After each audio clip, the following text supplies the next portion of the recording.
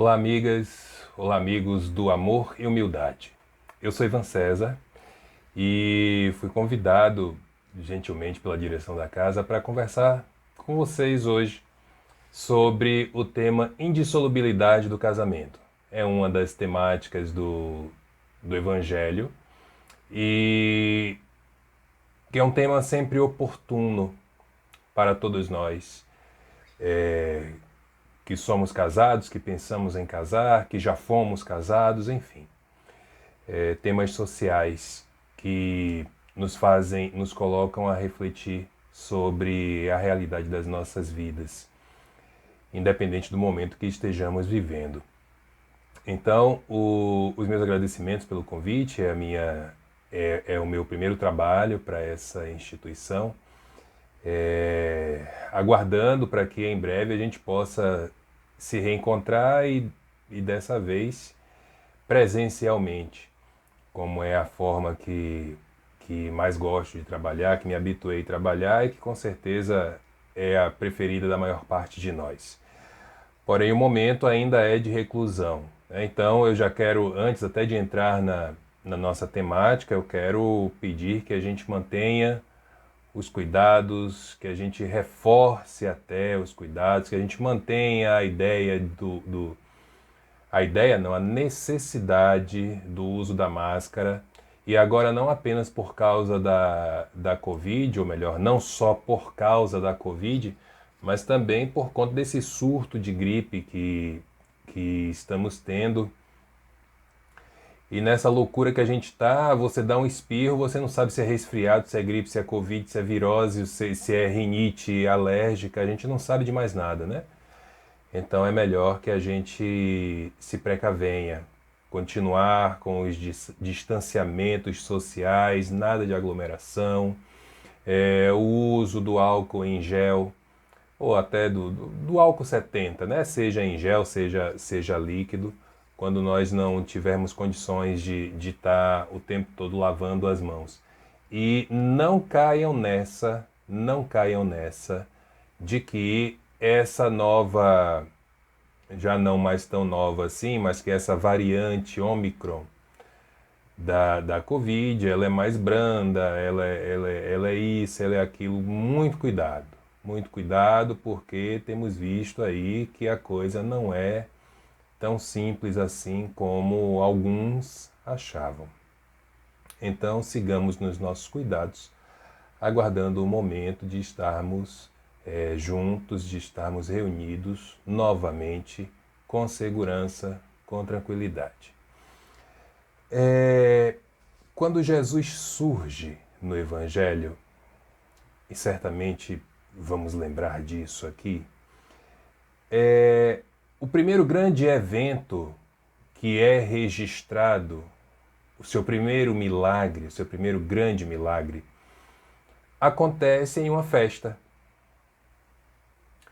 Isso por si só já é razão suficiente para que a gente possa fazer aqui várias abordagens, interpretações a respeito do significado dessa simbologia de ter surgido Jesus para a história em uma festa, em uma festividade. Mas não é esse o viés que nós vamos tomar agora. Eu faço essa citação porque essa festa era um casamento. Um casamento de pessoas conhecidas da sua família, conhecidas de Maria, de José, dos seus irmãos, certamente do próprio Jesus. E lá ele impede que a festa acabasse antes da hora pela falta do vinho. E segundo os escritos evangélicos, a justificativa de Maria para que Jesus resolvesse ali o problema da falta da bebida era para que evitasse a vergonha para os noivos de não servir bem os convidados. Nos casamentos da atualidade continua exatamente da mesma forma. Muitas vezes até nós arcamos com contas arcamos não, imaginamos que vamos poder arcar com contas que normalmente vão dar muito trabalho para serem quitadas. Então nós vemos casamentos aí grandiosos. Quando se ouve falar em casamento, parece que as coisas não passam de mágica, elas ficam mais caras, desde a roupa que vai vestir, até o bolo, o local da festa, enfim. Não existe no planeta sociedade onde o casamento não esteja presente. Quero fazer um parêntese em relação a nós espíritas. Porque dizemos assim, não existe casamento espírita. Realmente, não existe casamento espírita. O espiritismo não tem uma sequência litúrgica em que esteja incluído o casamento. Aliás, que não tem incluído absolutamente nada, nem batismo, nem crisma, nem nada disso. Mas nada impede, absolutamente nada impede, que no meu casamento, no casamento de vocês, no casamento de quem quer que seja, no momento ali da celebração, claro que não pode ser, nesse caso, um casamento na igreja, porque o padre não permitiria, o pastor também certamente não permitiria, mas um casamento em um local neutro, em um desses cerimoniais que tem aí por todas as cidades, nada impede que um espírita se utilize da sua palavra para dizer algumas coisas, para dizer algumas mensagens a quem quer que seja. Nisso não há problema nenhum. Então, digo isso porque muitos de nós ainda insistimos em criar polêmicas absolutamente infrutíferas onde não existe. Todas as sociedades têm casamento, nos mais diversos modelos. Né? Casamentos, como entre aspas, o convencional, casamentos monogâmicos, casamentos bigâmicos, casamentos poligâmicos. Né? A poligamia para os homens, a poliandria para as mulheres. Poliandria, que eu me lembre, só em uma região da África, de forma institucionalizada. É o único lugar que eu recordo onde uma mulher pode ser casada com vários homens. Hoje existem N possibilidades, não de casamento, mas de relacionamentos. Né? Os trisais, que hoje se fala com um pouco mais não sei se um pouco mais de conhecimento, mas um pouco mais de informação sobre o assunto. Os casamentos de pessoas que se dizem, que se identificam como que estando em uma relação de poliamor, então são várias pessoas ali se envolvendo, enfim. São várias possibilidades. E cada um cada um que se ache dentro daquela que melhor satisfaz os seus anseios afetivos, sociais, amorosos, sentimentais, emocionais, enfim. A cada um segundo as suas obras. Nós não nos esqueçamos disso de maneira nenhuma. Lá em O Livro dos Espíritos, Kardec, ele também lá em O Livro dos Espíritos, não. Sim, lá em O Livro dos Espíritos, desculpe. Na Lei de Reprodução, Kardec pergunta a respeito do casamento. E ele escuta dos benfeitores espirituais que o casamento é um progresso na marcha da humanidade. Escuta ainda que a abolição do casamento significaria uma regressão à infância da humanidade, né? Colocando inclusive o homem abaixo de alguns animais que se unem de forma constante. Chamar a atenção para a diferença entre a palavra constante e a palavra definitiva. Os espíritos falaram em união de forma constante, não falaram em união de forma definitiva. Por exemplo, algumas espécies de pinguins. Aliás, esses dias eu vi uma notícia de um casal homoafetivo de pinguins. Achei tão interessante. E eles tinham um filhotinho adotivo. Disse, olha, gente, como os animais eles podem ser mais inteligentes do que muitos seres humanos. né? Casais de araras que vivem com apenas um parceiro a vida toda, a não ser que esse parceiro, que essa parceira, morra. Outros tantos animais que têm uma relação constante dentro daquilo que determinou não, porque o animal não tem inteligência suficiente para fazer essas coisas, mas dentro da sua escolha, lá nos pré-requisitos, né? O mais forte, a mais forte, o mais bonito, a mais bonita, enfim. Então, abolir o casamento seria nos colocar, inclusive, abaixo de alguns animais ditos irracionais. Aí eu fui fazer uma análise social da nossa atualidade a respeito da temática casamentos. E eu confesso a vocês, como entusiasta dos casamentos, eu confesso a vocês que fiquei preocupado com as informações que eu colhi, embora não sejam novidade para mim. Eu apenas não imaginei que os números fossem da forma como coletei para apresentar aqui para vocês. No nosso país, o número de casamentos ele está em queda. E ele está em uma queda vertiginosa. Desde o ano de 2015, nós já estamos em 2022. Ou seja, encerrando 2022, nessa mesma direção, nós teremos 7 anos seguidos do número de casamentos em queda no nosso país. De 2021 para 2020, reparem, a gente acabou de encerrar o ano 2021. De 2021 para 2020, a queda, a redução, ela foi de 26%. Ou seja, em 2021, foram 26% menos casamentos do que em 2020. De cada 4 casais que estavam unidos, que estavam propensos a casar, um deles desistiu. Esses são dados do IBGE, Instituto Brasileiro de Geografia e Estatística.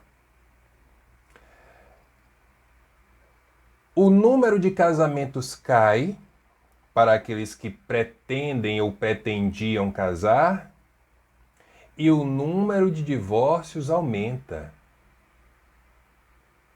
E se a queda no percentual de casamentos de 2021 para 2020 foi de 26%, o crescimento do número de divórcios nos últimos 5 anos, de 2016 para 2021, foi de 75%. É como se todos os casais que casaram em 2016, 75% deles chegou no ano de 2021 separado, divorciado. De cada 4 casais que casaram em 2016, em 2021 apenas um permaneceu casado. Na pandemia, mais grave ainda, houve uma verdadeira explosão de divórcios. De março de 2020, que é quando a gente entrou nesse furacão, quando a gente entrou no olho do furacão, até agora, janeiro de 2022, né? O primeiro semestre do ano passado, o primeiro semestre de 2021, teve um recorde no número de divórcios. Foi 24% maior que o mesmo período do ano anterior. Lembrem que agora há pouco eu apresentei uma estatística de redução no número de casamentos. Eu disse que de 2021 para 2020 houve uma redução de 26%, de 2020 para 2021. Redução em número de casamentos. Aí quando a gente parte para os divórcios, A estatística do Instituto Brasileiro de Direito da Família diz que o número de divórcios no ano de 2021, no primeiro semestre de 2021, foi 24% maior do que no primeiro semestre de 2020. Isso foi um recorde absoluto. O que é que está acontecendo? Porque não faz muito tempo, não apenas a moça, a jovem moça, como o jovem rapaz, eles projetavam as suas vidas, em boa parte, para incluir, não que seja apenas isso, mas na base do projeto estava incluído o casamento, o constituir uma família. E esses dados sociais que apresentei agora há pouco, ele nos traz duas informações muito importantes e muito sérias. Casamentos em queda, divórcios em alta. O que é que está acontecendo? Em relação à pandemia, como é um período mais recente, talvez a gente possa compreender um pouco melhor essas dificuldades, né? Podemos dizer, por exemplo, que o número de divórcios na pandemia ele aumentou, ele explodiu, porque no contato diário, na intimidade diária, os conflitos tendem a aparecer mais. Porque o que foi que aconteceu?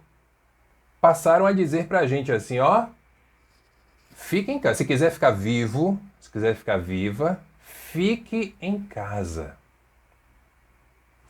E aí, muitos de nós deixamos de ir trabalhar na rua, passamos a trabalhar dentro de casa.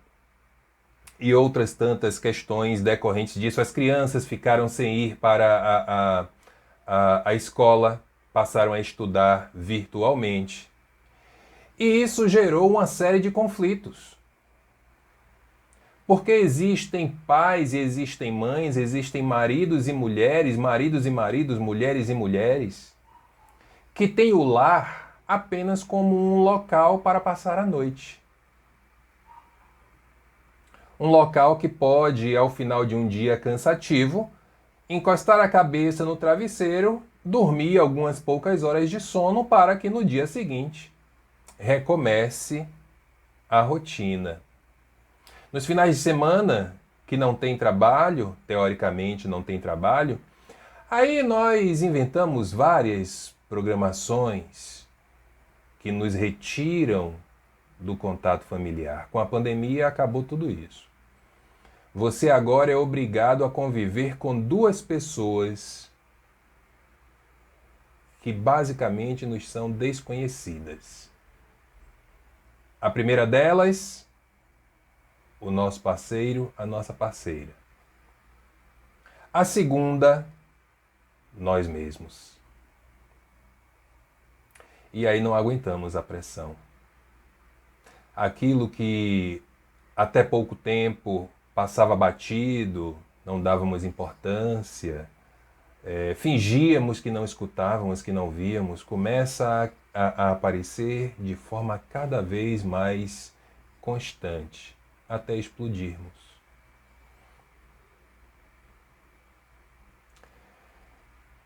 Nós precisávamos, talvez não precisava ser com essa dor toda, né? Afinal de contas são 620 e tantas mil pessoas mortas aqui no nosso país, números oficiais, né? Porque sabemos que não são os números reais. Mas nós precisávamos desse período de reclusão para reavaliarmos. Se em algum momento das nossas vidas nós poderíamos até estarmos casados e casadas por conveniência ou por aparência, E aí, o não estar em casa favorecia as coisas porque você não tinha o contato cotidiano, saía de casa muito cedo, voltava muito tarde, então você mal via a outra pessoa.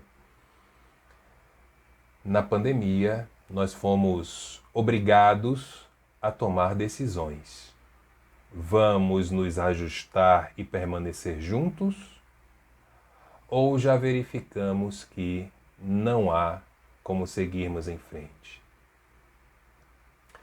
Nesse período de 2020, de março de 2020, março para aqui, para o nosso país, né? Porque na China, por exemplo, é desde 2019, desde dezembro de 2019. Mas nesse período de março de 2020 para cá, houve um verdadeiro embaralhamento dos papéis familiares. E as mulheres, em especial, buscaram por uma participação maior do homem, especialmente no cuidado com os filhos. Alguns nem precisaram ser cobrados por nada. Isso, é claro, estamos aqui falando de uniões heteroafetivas ou heteronormativas, mas vale para qualquer tipo de união. Aquele que antigamente chegava para só dar um beijo no filho e dar boa noite e dormir, não, agora tem que participar, tem que dar banho, tem que escolher a roupa, tem que estar lá sentado junto para acompanhar a aula virtual, fazer o dever de casa, alimentar, fazer a comida da criança, dar carinho, brincar, tirar dúvidas, tudo o que um pai nunca deveria ser cobrado para fazer. Porque um pai de verdade sabe que isso não é uma ajuda que ele está dando, não é um auxílio que ele está dando. Esses são deveres. E por que não dizer obrigações desses pais e dessas mães também? As mães, de maneira geral, se desdobram para dar conta de tudo e ainda trabalhar na rua. O pai acha que a obrigação dele é apenas fazer o básico em relação às questões domésticas, em relação às questões financeiras. Estamos no século XXI. Estamos no ano de 2022, janeiro de 2022. Por sinal, feliz ano novo para vocês. O pensamento não é mais esse. Antigamente, quando dizia assim, Ivan sabe fazer faxina, Ivan cozinha, Ivan cuida da filha, Ivan faz isso, Ivan faz aquilo. Aí as pessoas logo diziam, oh meu Deus, mas que coisa fantástica, que homem especial. Isso valeu, eu diria aí, até uns 10 anos atrás. Hoje, o cara que faz isso tudo que eu citei aqui não tem nada de especial. Ele é apenas uma pessoa capaz de dar conta do básico para a sua própria existência e sobrevivência. É uma pessoa capaz. Então, essa conversinha de que fulano de tal tem lá não sei quantos defeitos, sei o quê, mas ele é que faz a comida da casa. Isso aí ficou no passado, esqueça. Fazer a comida é a base para que essa mesma pessoa que está sendo elogiada não morra de fome. Então viva na base do iFood ou do miojo. São análises sociais que nós precisamos fazer sobre os nossos dias. Lá em O Evangelho, no capítulo 22, que tem o título Não separeis o que Deus juntou, não separeis o que Deus uniu, nós também temos algumas informações importantes para tratarmos a respeito da indissolubilidade do casamento, ou seja, o casamento indissolúvel, o casamento que não se desfaz. Kardec, e eu falo Kardec porque o texto Indissolubilidade do Casamento ele não tem assinatura. dos espíritos. Normalmente, quando o texto não tem assinatura, é porque foi uma interpretação feita pelo próprio Kardec. Então ele já começa dizendo assim: imutável, indissolúvel, inflexível, somente o que vem de Deus. Tudo aquilo que é obra do homem está sujeito à mudança, está sujeita à mudança. Ou seja, diz o texto do Evangelho, o divino, o que Deus juntou para o casamento, a parte divina do casamento, é tão somente a união dos sexos para os casamentos heterossexuais, com vistas à substituição dos seres que morrem, porque sem as relações heterossexuais, ou melhor, para fazer isso de forma um pouco mais abrangente, sem as relações masculino e feminino, e aí independe de condição sexual de quem quer que seja, não haveria vida na Terra. Nós, todos nós, eu que estou aqui falando, vocês que estão aí assistindo, só estamos encarnados porque em algum momento uma polaridade masculina com o espermatozoide e uma polaridade feminina com o óvulo resolveram se juntar. E aí, para quem não fugiu da aula de biologia, deve lembrar, começou o processo, logo após a fecundação, começa o processo de mitose e meiose. Multiplicação e divisão, especialização, melhor dizendo, multiplicação e especialização celular. E aqui estamos. Se fossem 2 espermatozoides, não aconteceria nada. Se fossem 2 óvulos, não aconteceria nada. Então, é necessário para a vida na Terra a união da polaridade masculina com a sua célula, com a polaridade feminina e a célula que só o feminino pode oferecer. Células matrizes, células básicas. Agora, se Kardec afirma, e eu concordo, que o divino no casamento está tão somente na união dos sexos com vista à substituição dos seres que morrem, as condições que regulam essas uniões, elas são absolutamente distintas nas diversas possibilidades do nosso globo. Diz, inclusive, o texto que provavelmente não existe no planeta 2 sociedades que tenham exatamente as mesmas regras para o casamento. Se vocês recordarem, lá nos textos do Evangelho bíblico, Jesus comenta até como uma espécie de pecado o homem que despede uma mulher sem justa causa, né? Ou que se casa com outra despedida por um outro nome, que é pecado, que é adultério. Eu tenho alguma dificuldade em compreender o que significa essa espécie de adultério naquela sociedade, porque 1500 anos atrás, ou seja, em tese, em uma sociedade ainda mais embrutecida, Moisés já dizia coisa contrária.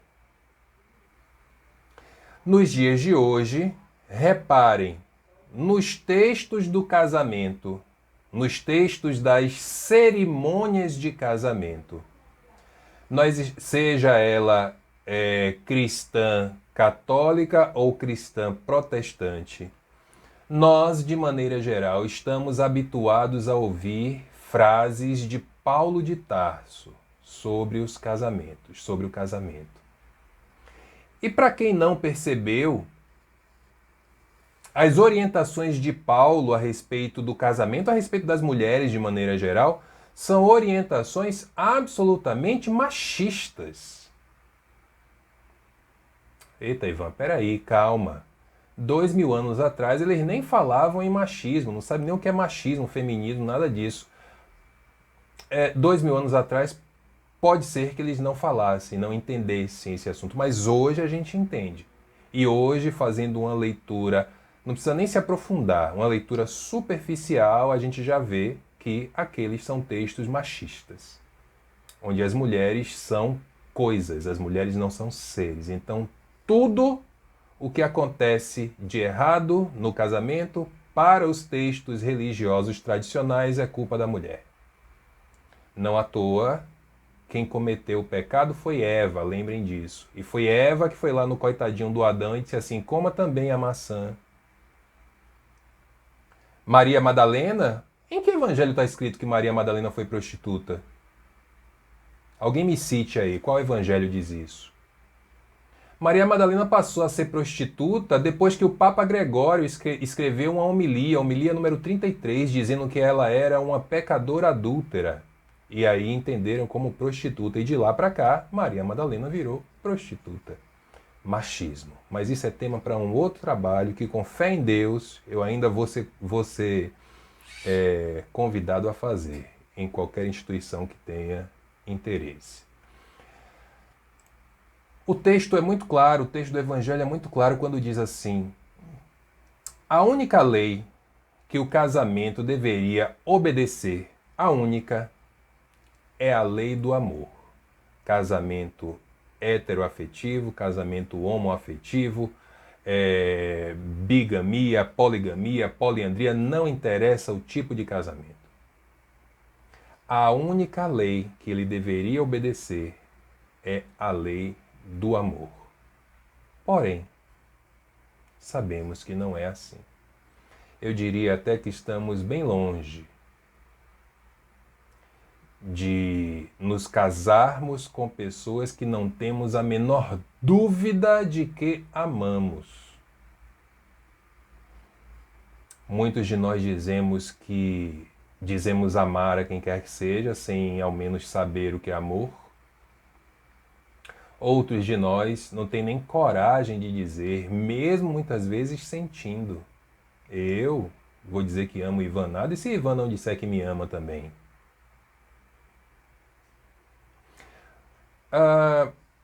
Analisando os relacionamentos da nossa atualidade, eu vou aqui pedir socorro a um sociólogo, pensador, escritor, Zygmunt Bauman, onde ele traz o seu conceito do que ele chamou de amores líquidos. O que são amores líquidos? Amor líquido é aquele amor descartável que escorre por entre as mãos. Um amor que não assume forma, um amor que se dispersa, que não tem firmeza. Nos dias de hoje, ainda mais líquido ainda, talvez até Bauman já, se encarnado ainda estivesse, poderia dizer que o líquido está se tornando gasoso. Deu uma dúvida danada agora se Bauman já desencarnou ou permanece encarnado, mas enfim. Nos dias de hoje, com as redes sociais, com a vida de aparências, com a necessidade de ter alguma coisa nova a todo instante, o amor disputa espaço com um monte dessas coisas. Porque vejam que coisa, hoje é muito comum, você conhece a pessoa, pronto, conheceu a pessoa hoje. Amanhã você diz assim, eu te amo, quero casar com você. Depois de amanhã você casa. No quarto dia vem a primeira briga. No quinto dia você já quer separar. No sexto você separa. E sabe o que é que você faz no sétimo? Conhece alguém de novo. No oitavo, ama essa nova pessoa. E o ciclo se repete. Muitos de nós estamos assim na atualidade. E o que é que ganhamos com isso? O que é que tem se tornado as nossas vidas, o que é que tem se tornado a nossa sociedade em relação a essa ânsia de não querer esperar, de não ter paciência, de querer novidade a todo instante, de querer pautar a sua vida na vida daquele famoso, daquela famosa que você admira.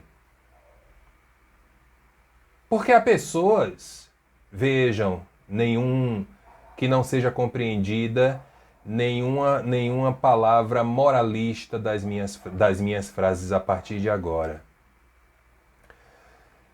Nenhum problema em você ter 20, 30, 40 relacionamentos, não tem problema nenhum. Às vezes a gente pensa que encontrou a pessoa, não encontrou, paciência, vai cada um pro seu canto, segue firme, segue adiante, a vida continua. Agora, no momento que a gente banaliza sentimentos, banaliza circunstâncias, banaliza a instituição do casamento, aí eu acho que a coisa já fica um pouco mais complicada. São famosos aí que se casam 10, 20 vezes. Não deu certo com ninguém. 20 pessoas, 10 pessoas, 5 pessoas. Deu certo até determinado instante, né? Daquele instante em diante não deu mais. Mas tudo isso faz parte de uma educação que temos recebido de algum tempo para cá, onde as pessoas são descartáveis. Eu me casei com Ivan pelo ideal que eu tinha de Ivan, por aquilo que eu projetei nele. E aí, sabe o que é que eu faço quando a crise chega?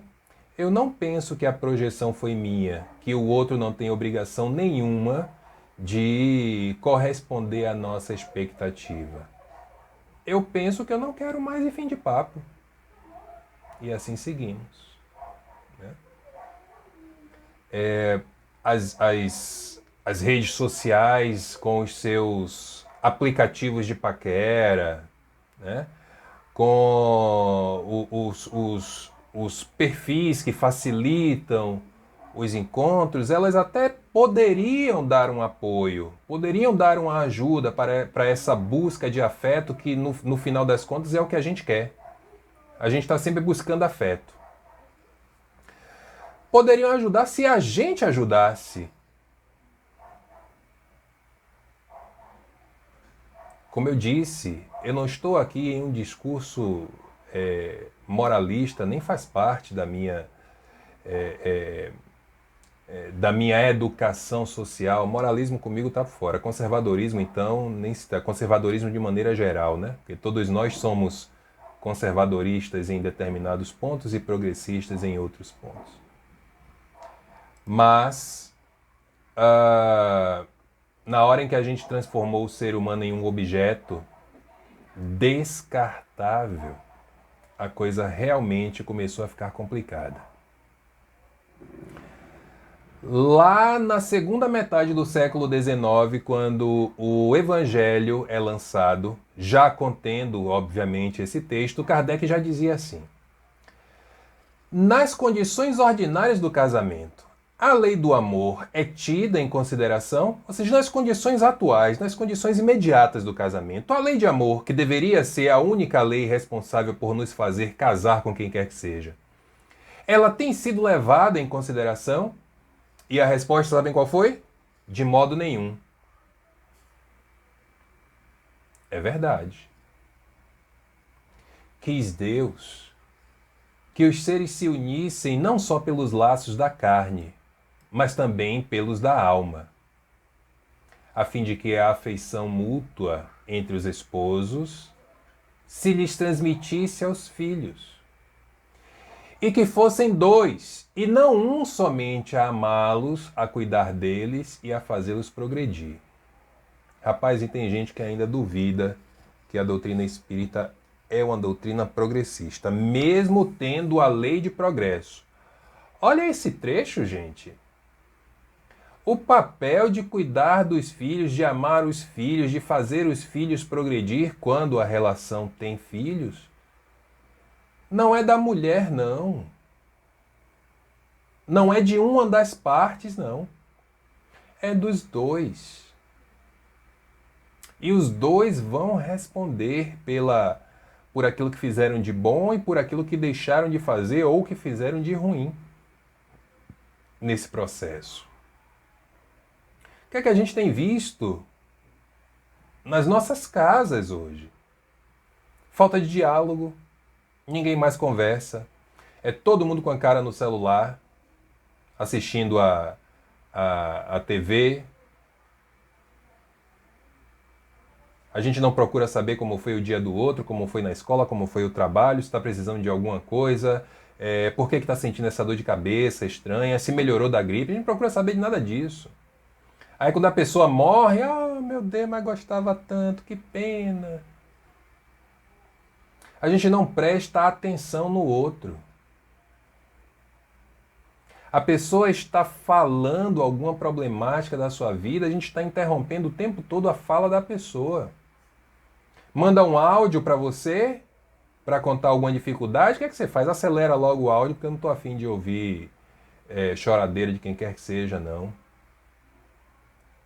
A gente nem olha para as pessoas. Olhar nos olhos? Isso hoje é um artigo de luxo que está valendo mais do que o dólar e o euro juntos. Dólar, euro e libra esterlina. Falta respeito. Não respeitamos as decisões de quem quer que seja. Ainda que sejam decisões esdrúxulas, decisões que têm tudo para dar errado. Ao invés de tentarmos esclarecer a respeito daquela decisão com as nossas argumentações mais ponderadas, mais maduras, nós desmerecemos o outro. No final das contas, no frigir dos ovos, como se dizia antigamente, o que nos falta é educação social. Como é que o casamento sobrevive em um ambiente sem educação social? Como é que a gente sobrevive dessa maneira? Como é que a gente pode dizer que está disposto a ajudar o outro? 21 de janeiro foi o dia contra a intolerância religiosa. Quantos de nós aqui somos casados e casadas com pessoas que professam religiões e religiosidades diferentes das nossas? Quantos de nós conseguimos viver plenamente em paz com essas visões de mundo diferentes? Não tem diálogo, não tem atenção, não tem respeito, não tem educação social, vai viver em paz como? Quando Jesus diz, em relação àquilo que ele fala sobre Deus, lá no texto do Evangelho, né? Não sereis senão uma só carne. E quando acrescenta, não separeis o que Deus juntou, essas palavras se devem entender apenas e tão somente como referência à união segundo a lei imutável de Deus, e não conforme as leis mutáveis dos homens. Porque, basicamente, nós temos dois tipos de casamento, né? O casamento religioso, que via de regra, no processo civil, ele não serve para nada, e o casamento civil, esse sim, onde assinamos lá o contrato de casamento, este que vale para os chamados contratos sociais. Ora, se o que vale, o que deveria valer, é a lei de amor, então o casamento civil não presta para nada. Pelo contrário, não só presta, como vai continuar prestando e sendo fundamental enquanto houver sociedade. Porque como estamos ainda muito longe de basearmos as nossas existências apenas e tão somente nas leis de Deus, na compreensão e na aplicação das leis de Deus, no caso de nós espíritas, estão lá as 11 leis morais, sendo a última mais importante delas a lei de justiça, amor e caridade? Enquanto nós não tivermos essa condição, vamos precisar do Código Civil, do direito de família. Porque eles servem, a lei civil, ela serve para regular as relações sociais e os interesses das famílias, de acordo com as exigências de cada civilização. Por isso ela é útil, por isso ela é necessária, mas ela também é variável, de acordo a cada sociedade, como falei agora há pouco. Existem países, por exemplo, os Estados Unidos, são 50 estados norte-americanos. Cada estado tem a sua Constituição. Cada um interpreta, dentro da Constituição, cada um interpreta o Código Civil de uma maneira, dentro das 50 constituições. Aqui não, aqui nós temos uma Constituição só. Embora para alguns a gente nem tenha mais. E o Código Civil ele está aí para nos proteger, muitas vezes de nós mesmos.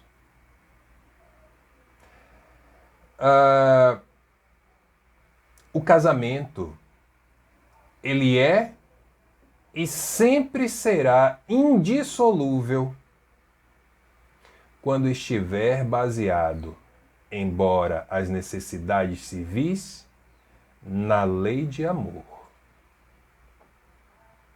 Enquanto houver amor, o casamento não se desfaz. Mas, minhas senhoras e meus senhores, na hora que o amor deixar de existir, aí talvez seja o momento de repensarmos. Eu lembro de uma frase que eu escutei em uma palestra de Divaldo, alguns anos atrás, que Divaldo falava sobre amor. E ele dizia, né, sobre do ódio, dizia que o ódio, dizia Divaldo, também é uma forma de amor, né, um amor doente, um amor que precisa de cuidados, mas ainda assim era amor. E ele dizia, e ele completava dizendo assim, ruim mesmo é a indiferença, porque se o ódio é o amor que está doente, a indiferença é o amor que morreu. Morreu, não tem mais jeito. O que está doente a gente ainda pode curar. Será que nós, nesse instante, não estamos passando por esse processo de indiferença nas nossas relações? Aqueles que são casados e casadas, aqueles que pretendem casar? Será que já não estamos sendo ou sofrendo da indiferença, sendo indiferentes ou sofrendo da indiferença da pessoa a quem buscamos o afeto? Não precisam me responder não, essa é a famosa pergunta retórica. Aí o Evangelho questiona: o que é mais humano, mais caridoso, mais moral? Atenção para a pergunta. O que é mais humano, mais caridoso, mais moral? Manter unidas pessoas que não se afeiçoam, que não mais se afeiçoam, ou deixar que cada um siga o seu caminho?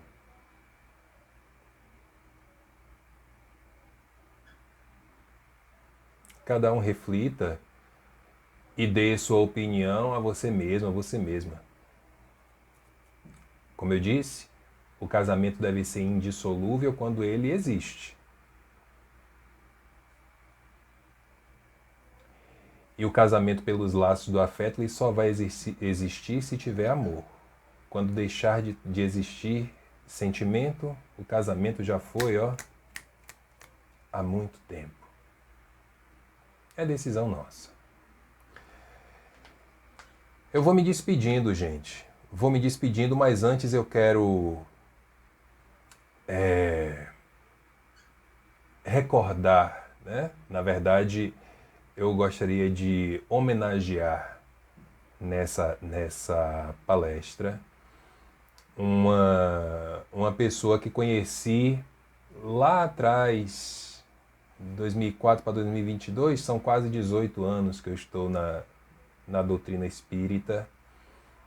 E foi quando eu conheci essa pessoa lá nas primeiras palestras que assisti, no curso básico de Espiritismo em que me matriculei. E essa pessoa se chama Salete Matos, uma trabalhadora incansável da doutrina espírita, uma trabalhadora incansável nas lides de Jesus, mesmo com todas as suas dificuldades de saúde. E eu já conheci Salete, ela tendo vários problemas de saúde, mas ela, enquanto pôde, ela nunca deixou de trabalhar na sua parceria com Angélica Santos. E no dia 20, né, na quinta-feira, Salete retornou à pátria espiritual, sofrendo com muitas das suas enfermidades. Então eu gostaria de deixar aqui essa lembrança especial de uma pessoa que, à sua maneira, ao seu modo, ela sempre me estimulou ao estudo, a pesquisar, a saber mais, a mergulhar, a se aprofundar. Quando eu me equivocava em alguma coisa, olha, dá uma olhada melhor, tal. Às vezes estava meio cansado assistindo alguma palestra, dava aquela cochilada, opa, acorda, Ivan! Era a forma que a gente tinha de trocar informações, né? Ela passava muito mais informações para mim do que eu para ela. Então eu queria deixar aqui essa homenagem, essa lembrança, e que os bons espíritos já estejam dando a Salete os melhores cuidados que ela com certeza é merecedora. Despediu-se da batalha do mundo dos encarnados, com a debilidade do corpo físico, mas com certeza continuará na sua trajetória de estudos, sempre foi muito focada, interessada nos estudos. E uma hora dessa a gente se encontra, a gente se vê por aí. Não sei se o primeiro encontro já vai acontecer comigo aqui encarnado, se a gente só vai se ver quando eu desencarnar, mas eu não tenho dúvida que a gente vai se reencontrar. E os meus agradecimentos a vocês que acompanharam esse trabalho, a vocês que vibraram aí com as suas energias, e a casa pelo convite, estando à disposição para quando precisarem. Que o Senhor nos abençoe a todos e nos conduza na tua paz, hoje e sempre.